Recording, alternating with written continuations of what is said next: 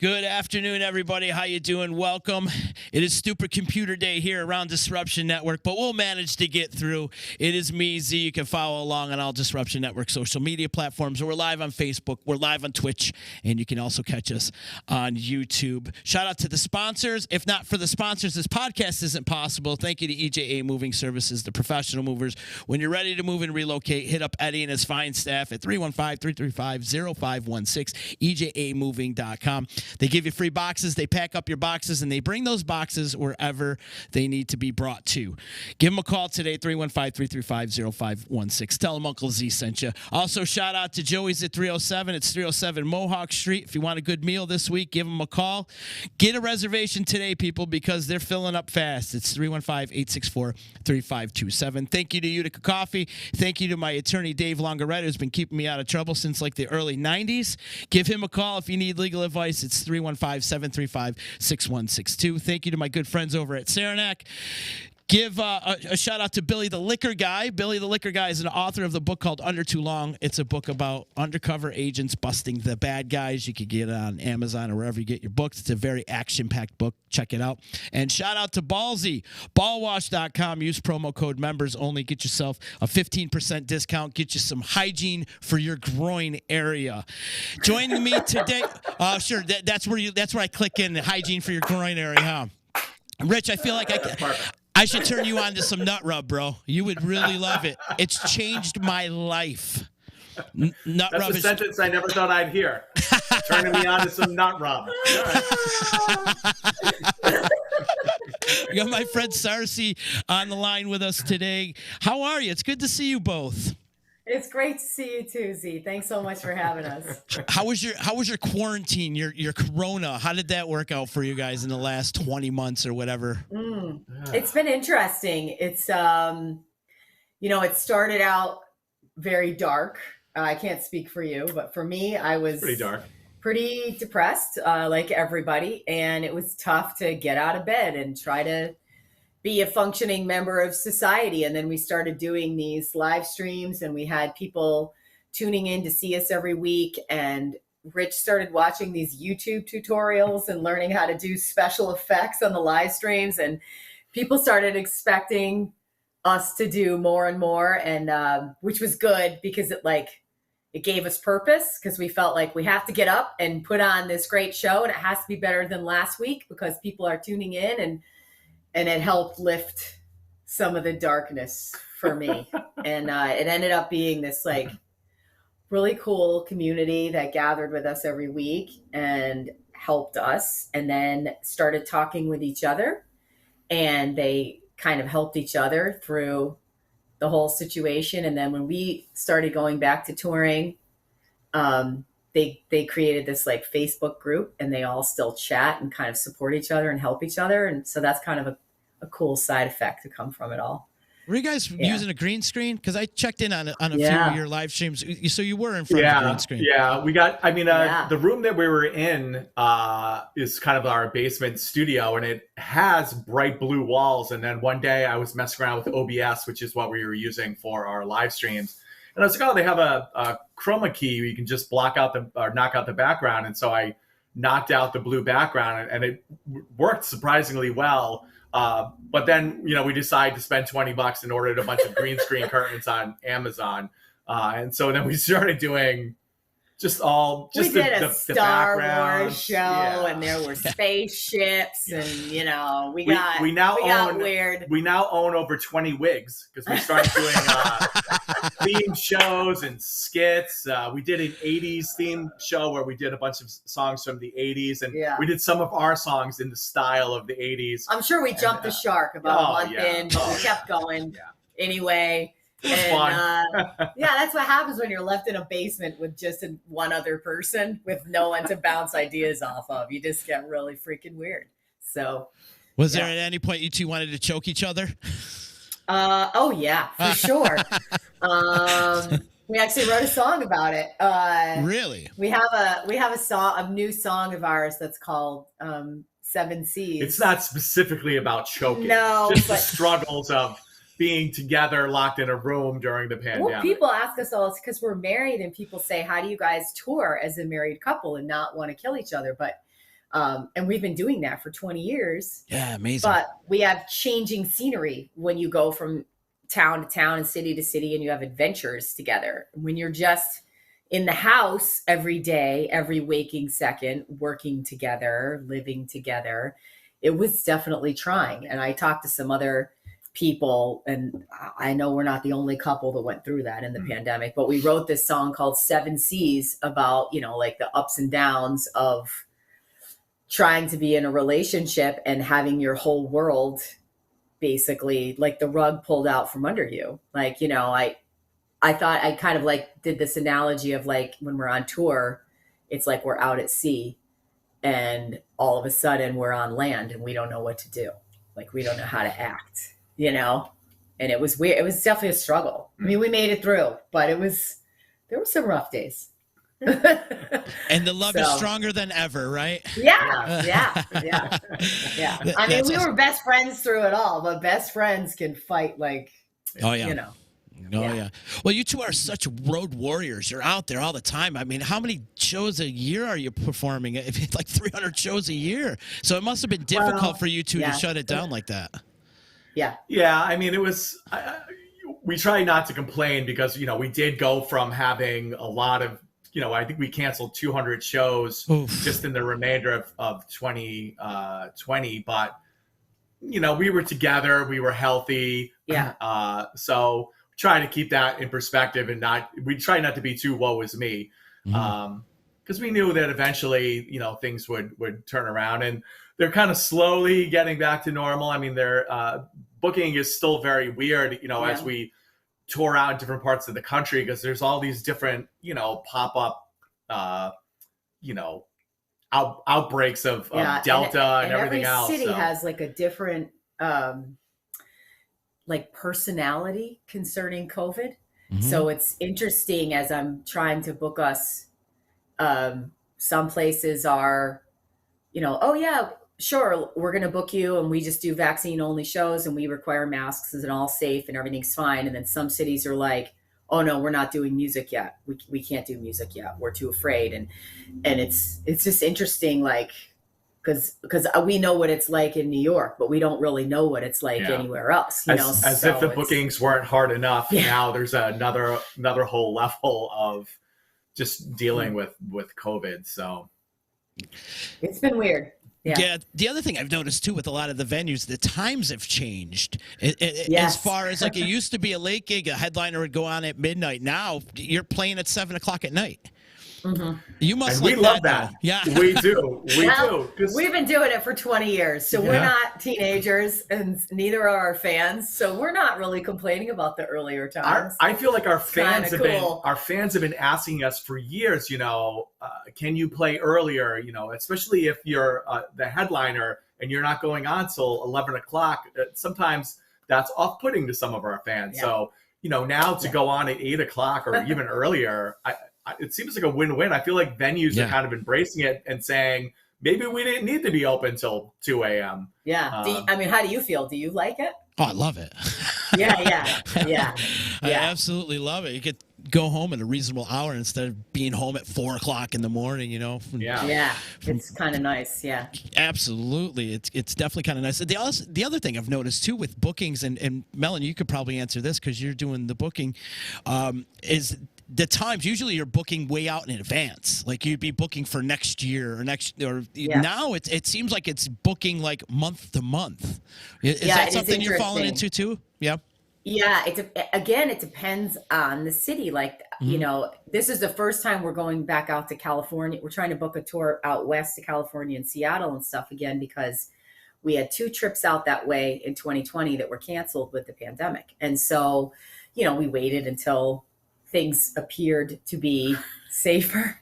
And so we started kind of booking in, and of course, it changes every day. And some cities are like, oh, we're not booking any dates, in the spring until January or February. And I'm looking at dates in March and April, which to me is way too late to try to book a date. Yeah. And then other places are like, oh, we've been booked up for 6 months. And so it's like, it's weird. I don't know. You know what I mean? It's every town seems to have their own way of dealing with this, and nobody's right and nobody's wrong. It's just like nobody knows what to do. It's uncharted territory. Everyone's just trying to be safe and do the right thing, and that looks different to different people, so it's weird for sure.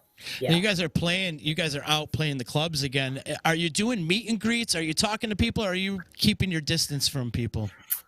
Both. Yeah, it depends. I mean, remember those 6 weeks in the summer where we thought we really had gotten past it? I know. I forgot about that. There was we did a festival out in Appleton, Wisconsin, and it was like the old days. I mean, we did. It was right after everybody started getting vaccinated. Yeah, and the numbers were really low. No one masked up, including us, and we were just. And it was outside. A lot of it. Some of it was inside. We were around throngs of people, though. It was literally like the pandemic had never happened, but it was kind of in that little sweet spot before the whole Delta thing started.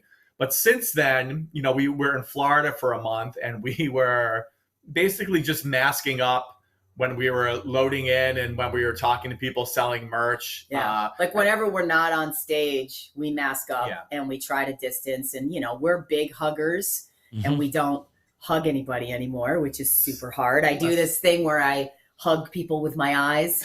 And can you eye hug me? Eye hug me right now. Yeah. Okay, ready? Let's make eye contact then go like this with me. Oh. And it's kind of like I felt that. So we're doing eye hugs and fist bumps, I guess, if people would rather do that. And or sometimes jazz hands. So we're trying to be safe. We have, hand sanitizer on the merch table, hand sanitizer on the stage. And we're trying. I mean, we don't want to give anybody anything. We don't want to catch anything. We've both been vaccinated and boosted, and I got 3. Give me another one. I don't care. I'll take as many shots as you want to give me. We're trying to do the right thing and still do our thing, and it's difficult to navigate for all of us. Yeah. Plus, I mean, you've been dealing with some health complications too, and you got to kind of stay and take care of yourself. So it's important to, keep your distance from one another, and just people don't care anymore. I feel like too. That's the thing. They're tired. They're tired, and I get it. It's exhausting and it sucks. But the thing I think people lose sight of is that it doesn't just suck for you. It sucks for everybody. Yep. And there are some people who have health issues. And so just because it sucks for you and you're tired doesn't mean you can lose sight of the fact that it's not just all about you. It's about everybody. And you got to think outside of yourself. And some people forget that sometimes. And I get it. We're all human. And sometimes we all just want to be selfish and do our own thing. And we get it. But you can't right now. Mm-hmm. So, yeah. I mean, you gotta get rid of those people that are like, I know my rights and it's my choice. And oh God, just follow. Why can't you just be a good human being and try to help others? Yeah, exactly. But this is something we've been talking about every day for 2 years straight now. Every day. There is no way you cannot bring up the Corona coaster in conversation with anybody. It's true. It's like you try to plan something and it just comes up in conversation because it's been ruining so many different things. So with that in mind, let's switch up the conversation a little bit. And I want to know how you two first hooked up, how you two first got together. Give me the story. Okay, science fiction. That's it. That was the bond. So nerds. I went to a total nerd. See, I went to a Star Trek movie. I don't remember which Star Trek movie it was because it was so long ago. Because it's 20 years ago. But I was at a Star Trek movie at an actual movie theater. I remember those. Netflix wasn't a thing. So I was at an actual movie theater seeing a Star Trek movie, and I went out into the lobby to pee and get snacks or whatever. And I ran into this guy that was not rich. And he said, I heard you're a band at an open mic and I'm auditioning singers for a cover band. Do you want to come and make some extra money? And I said, yeah, I need money. So I showed up to the audition and this guy was there who was the bass player and he had a Star Wars t-shirt on and we duked it out. Sharks and Jets style, Star Wars versus Star Trek. And we became friends, and we were both in this cover band for a little while. A hot minute. And we left that cover band to start writing songs. And then Rich professed his undying love for me, and we went to Denny's, and there it is. Did I get it? So romantic. Yes. Did I forget anything? No. So that's the long and short of it. Yeah. Were you playing drums back then, Melanie? Were you in this? I was cover not. band? I was No? just the chick singer in the front of the band, and we did a lot of like Lilith Fair type artists, and then we also did. That was kind of like our first set, and then our second set was disco, because by then everyone was drunk. So that was pretty much what we did, and it was a rough 6 months. But it was fun, but it was also. At the time in that band, I was playing bass, and it is really fun to play some of those disco songs on bass. Oh, for sure. For like 2 weeks, and then you want to kill yourself. Yeah, and I did a lot of the violin parts on the flute. Yeah, and. Yeah, some of those songs were fun. Like you said, for a limited time, it was fun. Yeah. Did you carry any of those disco songs over to Sirsy? It depends on. There's a couple of nights where the crowd's gotten a little rowdy and dancey, and like the club maybe wants us to do some extra encores, and we'll throw in little riffs from them, and like Rich will sort of teasers. We like to do teasers. Yeah, Rich will sort of like throw in riffs, and I'll try to follow him and try to remember, and we'll do like little snippets of them. So yeah, occasionally. Yeah, it's fun when you want to play some of those songs. It's not fun when you have to. Right, exactly. You know. Yeah. I got to back up really quick. Star Wars or Star Trek? I mean, I'm Star Wars. Yeah. Well, now I'm both. Yeah, I do like them both as well, but I had never seen a Star Wars movie before I met Rich. Now I've seen them all, of course. Huge fan. But my childhood was Star Trek Voyager, which had Captain Catherine Janeway, the badass female captain of the starship, and 7 of 9. And so I was like, girls can do anything. So that was kind of, my first love. So. Rich, you ever want to blow your mind? Get an Oculus and play that Immortal Vader. I've been addicted to it. Oh, really? I heard that's amazing. Yeah. Oh my God! So I fought side by side with Darth Vader last night. It was great. It was like the highlight of my life. We were back to back, just beating off all these droids, and I'm like, I can't believe I'm fighting with Darth Vader right now. This is so cool. And then he comes up to you, and he's just this mammoth of a being. He's just so big. If you ever get a chance, man, and maybe next time you're in Utica, I'll bring my Oculus to your gig so you can check it out. That sounds awesome. That sounds fun. That sounds awesome. Yeah. You'll be blown It sounds away. cooler than when you fought Darth Vader at the Hollywood Walk of Fame. I did. When we were in Hollywood, we went to Grumman's Chinese theater, and you could pay a guy who's in a Darth Vader costume $5, and he fights you with a lightsaber on the street. But that was still an experience. But then he scratches himself and says, "Give me a tip," and it's not as romantic. And I feel like he was shorter than me, so that's not really really the experience. Not the same as the Oculus. So when did your touring schedule become so heavy? Was it because you guys been at it for about 20 years? Did it start right off the bat? Did you guys hit the road right away? No.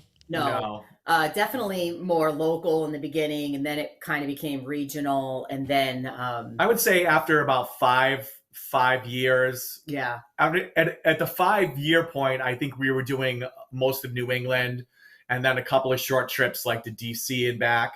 But it was really after that. Like I think the first time we went to the West, 2006 was more like the whole East Coast, and then maybe 2007 we kind of hit the West Coast.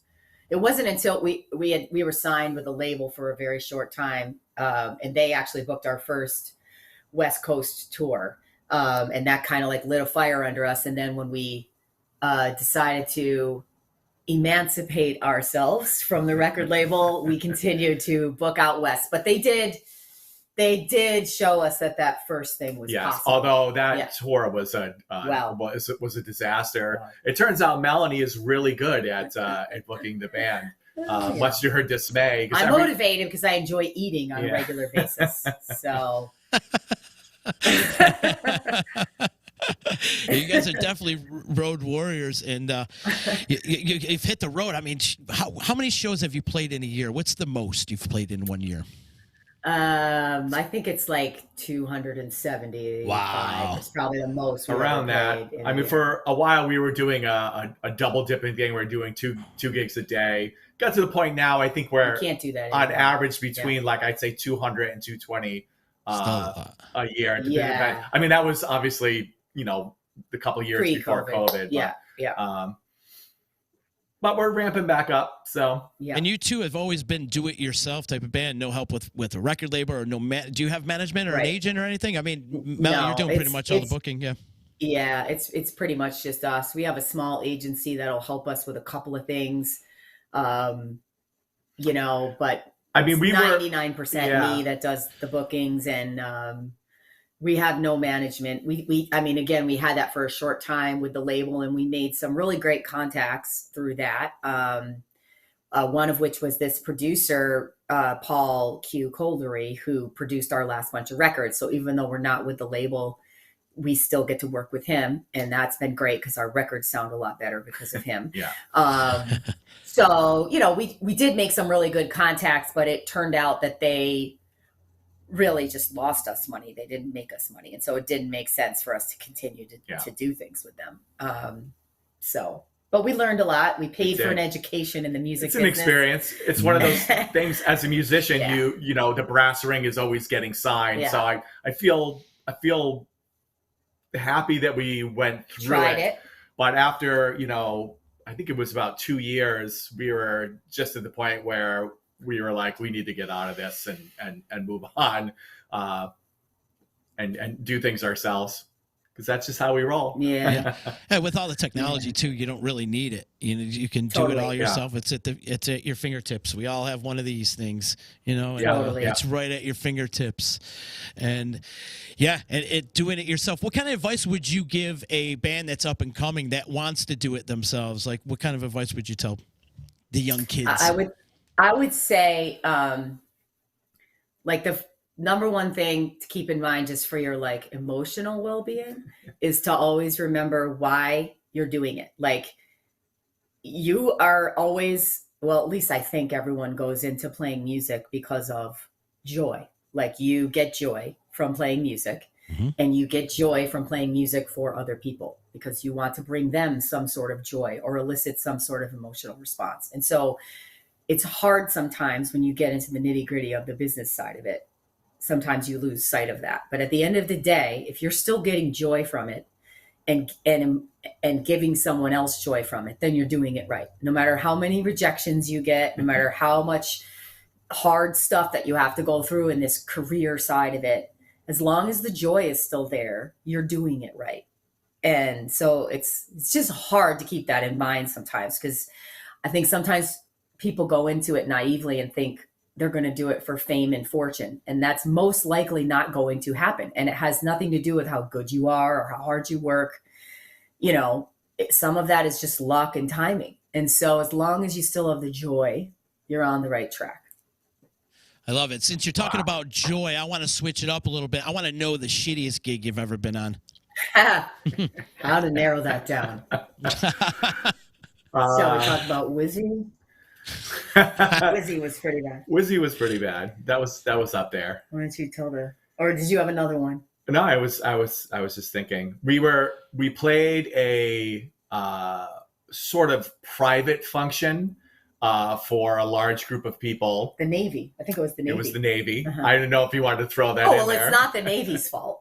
It was, it was kind of like an event that the Navy was putting together for the actual people in the Navy and their families and their kids. It was kind of like a, family day on the Navy base. Outdoors. Thing. So we went on, and say people weren't necessarily, I wouldn't say they weren't liking it, but they weren't really paying attention. Oh, we were in front of the volleyball court. We were in front of a volleyball court. I may or may not have gotten hit in the head with a stray volleyball.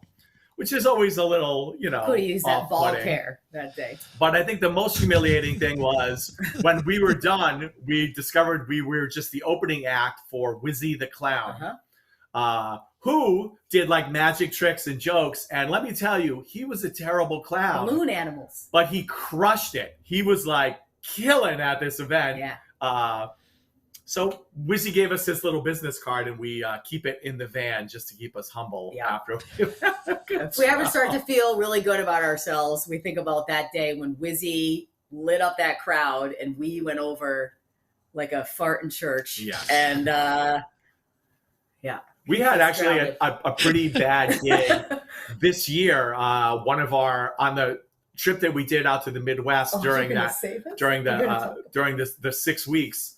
Where COVID numbers were low, we were doing just an outdoor show in Chicago, in a suburb of Chicago, and it was a beautiful sunny summer day until we took the stage, and then it was like end of the world hailstorm that picked up in like 5 seconds. We had to tarp everything. No roof on the stage. Yeah, there's no roof on the stage. And it was so windy and raining so hard that we had to stay and hold the tarp down over our equipment with all the other bands that were playing, just holding on for dear life while hail pelted our bare skin. Yeah. And it was because it was summer. He had short sleeves on. I had a dress on. We had like welts on our body. The 90 degrees. From the hail. It was 90 degrees, but when in the middle of the hailstorm, we were all shivering because it was just like frozen blocks of ice just pelting us. Mother Nature. Yeah, we didn't really get to play, but that wasn't the greatest. Were you able to save the gear? Yeah, everything was fine. My drum kit's a little rusty. All the hardware on my drum kit was a little rusty. And you did pick up some rust. Yeah. I had to get one of those brushes and I was sitting in the driveway when we got home with all my hardware laid out, drum hardware, just kind of scraping the rust off. It is what it is, right? Yeah. Yeah. You should get Wizzy the Clown to do a soundbite on your next album. That son of a bitch. Listen to me. See, he made a snake as one of his balloon animals, and I don't even think that counts. That doesn't That's count. Just blowing up a balloon.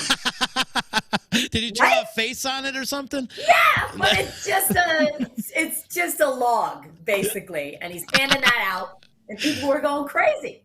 There we go, crazy for it. Did he have a shtick other than the balloon animals? Did he have some kind of jokes or anything? He had some magic, but it was all that flower that shot water. And, that whole thing. But we opened for him, so we can put that in our resume. There you go. Since we're on the subject of Wizzy, give me a good pinch me moment. Have you had a moment where it's just, I can't believe my career has taken me to this point in my life? Yeah, like good. Not Wizzy. We're pushing Wizzy aside. Well, we recently just played. Well, there was one time we played at Alive at 5 in Albany, New York. Huge gig for a crowd of like 20,000 people, and got a standing ovation. That was pretty cool. And then just recently we played in Philadelphia at World Cafe Live, which is a pretty prestigious venue. We opened for a friend of ours band. Her name is Christine Havrilla and Gypsy Fuzz. They're an awesome band. Everyone should check them out. And Christine is a cancer survivor like me. And so it was an emotional night. It was our first time all kind of playing together since the pandemic. And it was just kind of cool to be back at it and having people crying in the crowd and like in a good way. And I often have that realization when we are touring. Like I spent the birthday before the pandemic. We were in Salt Lake City, Utah, doing a bunch of shows. And we went to, on my actual birthday, Arches National Park. And, if you had told me as a young man that my musical career would allow me to play shows to people that want to hear our music in Utah and then be able to spend my birthday at Arches National Park, I would have been like, you're crazy. Yeah. So a lot of that is it's a lot of those little micro moments. We're really grateful. Yeah, we're lucky that we're able to do what we do and meet people all over the country, and it's a cool life. I had a personal musical thing, like during the pandemic. I grew up with a piano in my house, but I've never been really comfortable playing the piano in front of anybody. And Rich encourages me all the time, and I kind of started doing it during some of our live streams during the pandemic. And we play at the Bitter End in Greenwich Village in New York. That's like our New York City spot that we play, and they have a piano on the stage, and everybody who's ever been there has played that piano, from like Carole King and Stevie Wonder and Lady Gaga. Like, they've all played that piano there. And so I recently got the chance to play that piano live on stage, and wow. That was pretty cool. Like, I never thought that I would be playing the piano in front of anyone, let alone that piano at the Bitter End. So that was a moment for me too. It's pretty cool. Melanie, before we got onto this podcast, I was looking at your Facebook page and noticed you guys played with Tracy Bonham recently. Yes. And I was surprised to hear that she was still active. What was that like? She blew me away. Yeah. Her band was one of the best bands I've ever seen. Of course, we knew the hit. We had the album with the hit on, Mother. Love the album. But she is so much more than that. Like, so much more. She definitely moved past that in her personal growth and her songwriting and her career, which is cool to see, because that a lot of people, having a big hit can be a great thing and also a horrible thing for a band. They're a very like jazz influenced band. She had a jazz drummer. It was a trio. She had a jazz drummer, a person who played upright bass, and then she played guitar, piano, and violin. Wow. And sang. And her voice sounded better than ever. Yeah.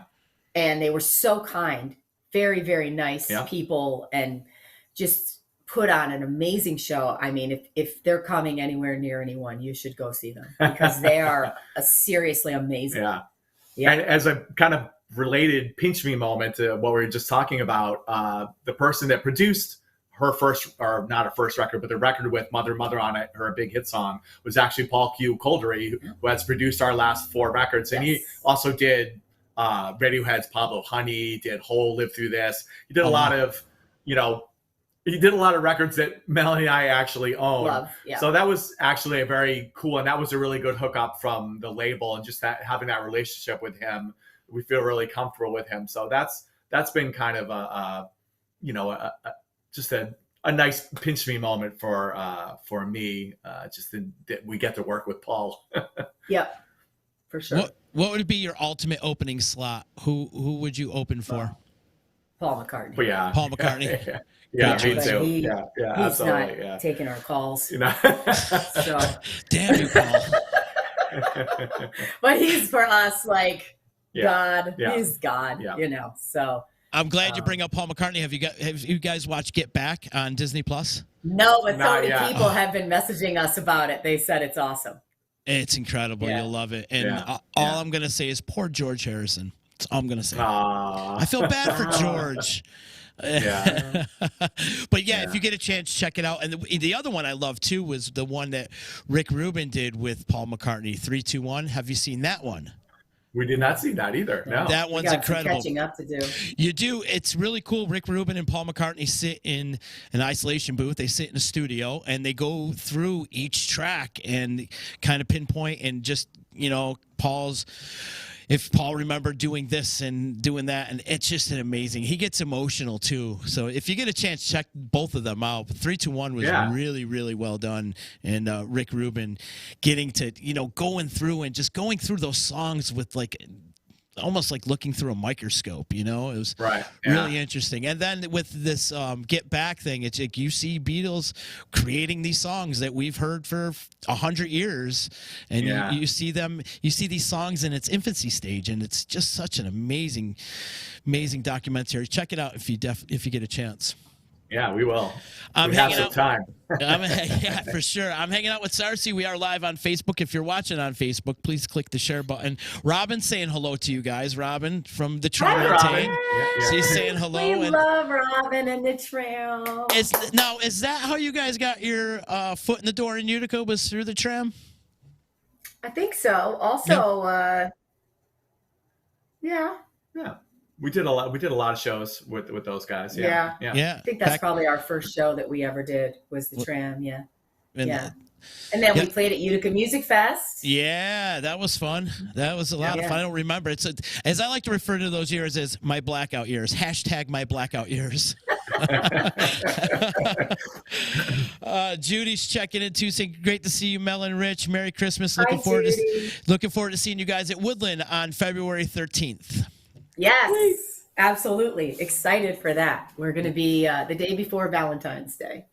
Going to be there. We were talking about that show before this podcast started, and like all these brew pubs that are popping up. You can actually make a whole tour of all these brew pubs that are going on. They're popping up a lot in your area as well, right? Yeah, and just all over the country. I feel like when we play in Florida, I feel like 80 to 90% of our shows in Florida are at brew pubs. Yeah, I'm a good wife. Yeah, so that's where I book us. It's good. I do love me some beer. So what I'm the designated driver. We were kind of talking about that before we started. So I'm the designated driver after the brew pubs, and Rich is the designated backseat driver. I do almost all of the driving, just because I enjoy driving. Obviously, I don't drink and drive, but you know, and Melanie does not like to drive, and honestly, I don't like when Melanie drives either. Nobody likes it. I'm not good at it.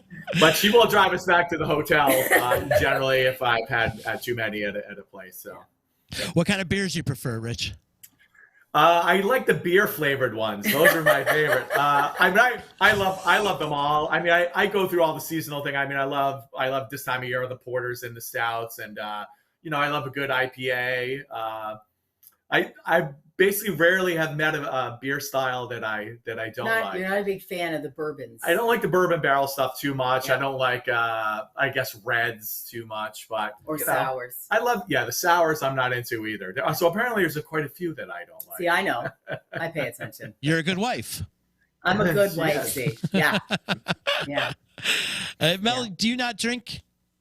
I don't drink very often because it makes me lose my voice. And so it's a drag if I don't have my voice for a show. So if we have time off, I might have a beer, and I enjoy a milk stout, something creamy that tastes like a milkshake. But quite honestly, if I was to just choose my drink, I'm kind of like the dude, and I would have a White Russian. So that would be my drink of choice. Everybody likes a good Caucasian from time to time, right? Yeah. I love a good Caucasian. Melanie, do you have a ritual, a pre-show ritual, as far as getting your voice warmed up? Do you do exercises or drink some honey, or what's your routine?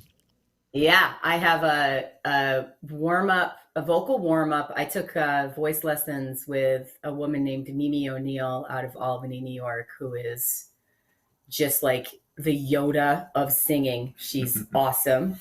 And she allowed me to record a bunch of our lessons, and I compiled like this 20-minute vocal warm-up on there. And I do that like it's my religion. I will not go on stage until I've done that vocal warm-up. And then I just drink room temperature water for the whole show. No ice. That's something people don't know. If you drink ice before you sing, you're like icing up your muscles in your throat. And so that makes them less flexible. So if you drink room temperature stuff, then it makes your voice more pliable. And if you drink hot, people think you're supposed to drink hot tea when you sing, but that actually dehydrates your cords. So room temperature is the way to go. Right. So, I like it. Yeah.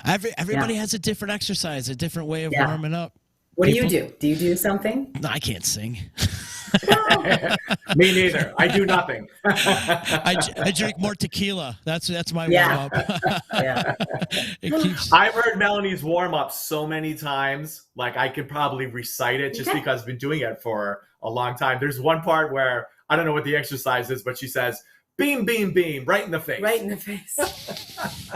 That's true. You want to feel it right in the face. Yeah.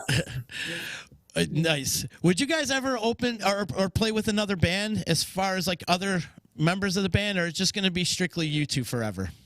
Oh, you mean like hire other people to play with us? Hire other people, yeah. I mean, for fun, sometimes it might be fun. We actually did one show, in Saratoga at a place called Putnam Place. We had some friends of ours jam with us, Ben Zaleski and Margot Macero, and we were like a 4-piece for one night.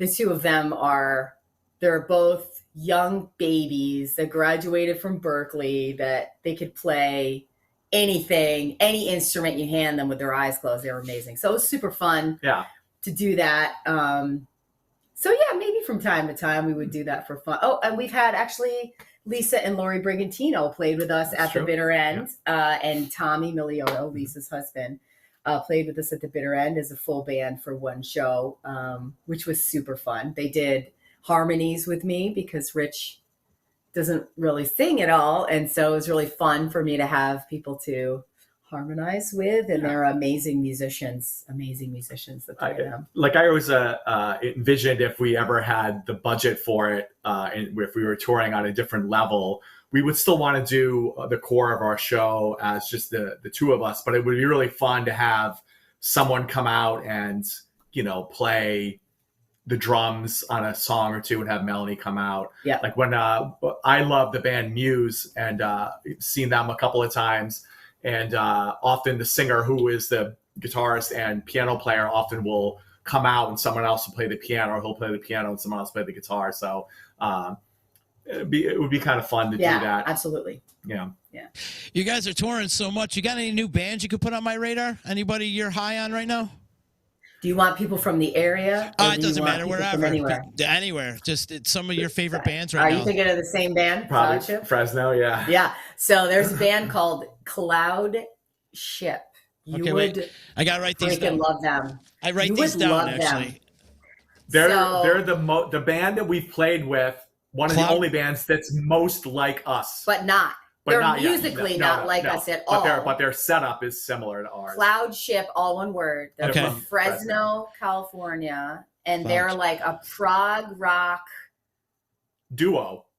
They have like a little bit of a prog rock thing. They've got a little bit of a funk and just a rock influence. So they're, I think, musically right up your alley. Like you would like their songs. But the drummer is the lead singer. And he plays bass on an iPad that he has set up like a piano with his hand while he's drumming and singing. Whoa. Sounds familiar. Sounds familiar. He's amazing. And then the guitar player plays guitar, and he's barefoot, and he's got a pedal board at his feet, and he plays bass with the pedals with his feet. So they sound like this full band. And, we're more like a indie pop rock. So genre-wise, we're not the same, but like setup-wise, it's very similar to us. And their live show was amazing. We actually played with them in Utah. Yeah. Yes, yeah. And we're going to be playing with them in Fresno when we go out to California this spring. So they're fantastic. And then Christine Havrilla and Gypsy Fuzz, who we mentioned before, is more like singer-songwriter, female-fronted singer-songwriter, folk rock. But it's Christine Havrilla. Yeah, Havrilla. I call her Havrilla Tequila. And then I would say Lisa and Lori Brigantino. They're more like a old timey folk act from New York City. But they actually do they do kind of a musical comedy act called the Vicky and Nikki Show, where they are pretending to be two women from northern Minnesota.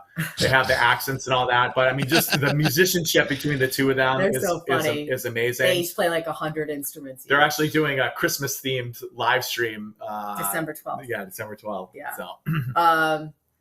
God, I know there's like a million more. We played with this band in like Long Beach, California area called The Captain's Son. Oh yeah, they were really cool. I'm not sure if they survived the apocalypse. Yeah, they're still playing. But they're a really fun poppy band.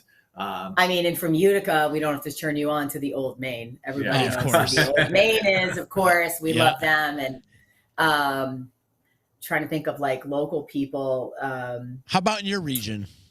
In our region, I would say I'm a really big fan of this woman named Girl Blue. I don't know if you know her. She's won like a ton of awards in the area. She's a brilliant singer-songwriter on the rise in our area. She's fantastic. Girl Blue? BLUE, Girl Blue. Gotcha. And and Wild Adriatic, which they're kind of on hiatus right now. Yeah, they're taking a break. Yeah. Love that band, by the way. They're amazing. Great Kick-ass band. Yeah. Is Super 400 still great around? band and great guys. Super 400, and they've actually been doing a lot recently. They just celebrated their 25th annivery, so they've been doing a bunch of stuff.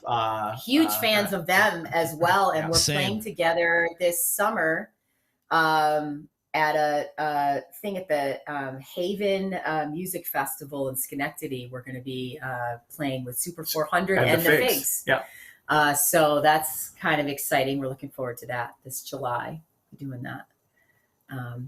There's a lot of great music in the Northeast, and just there's so much great music out there in the world that is not the 10 bands that they play on commercial radio. Right.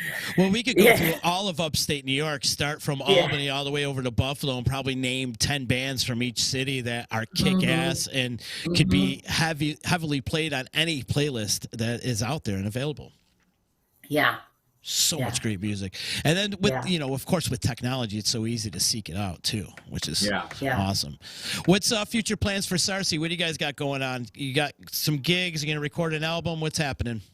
Yeah, we're working on writing some new stuff. We're working on a new music video, which should be out in a couple weeks. We've been working a lot this week on a video for a song that we wrote and recorded during the apocalypse, as I say. It's a song called Astronauts, that we recorded remotely, actually, with Paul Q. Coldry, which was a totally weird experience, not being in the same room and having him produce something. We just sent files back and forth so that we could all stay safe. But then once things kind of started to open up, we wanted to get the video done, but we really wanted to focus on getting out there and doing a bunch of shows. So the video we've been kind of doing sporadically when we've been home. But these awesome a film company that's local, and they're friends of ours, Justin and Leanne Main. They're part of this group called Magic Wig. They agreed to do the video, and they also allowed us to have their daughters star in it. So their daughters are the stars of our video. They're 9 and 11 sassy chicks who are in the video. So that should be out soon, hopefully within a couple of weeks. And this week we've been spending a lot of time there's some stop motion animation aspects, and we're very DIY, so for some reason we thought we could do this ourselves, so we've been doing that in the basement all week. It's been interesting, so we're working on that, and then we've got a national tour coming up for this next year. We're going to be going all over the whole US.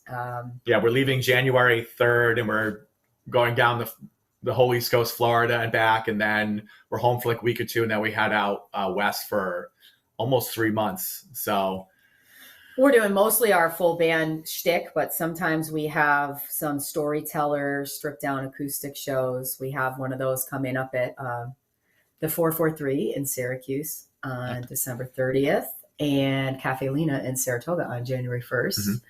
And we're writing music in our off time, quote unquote. Hopefully have a new album out next year too. So, nice. Are you continuing with the live stream too? Are you keeping up with that? Or yes, we have a Christmas live stream coming up. December 23rd. And then also we're doing a live stream December 20th for the Keys program, which is based out in Utica. And they're a charity organization that does music therapy stuff for kids with cancer. So December 20th, we'll be doing a free live stream for a kid who's in their program named Erica. She's a cancer survivor and a 13-year-old warrior. And everybody can tune in for free and watch that show too.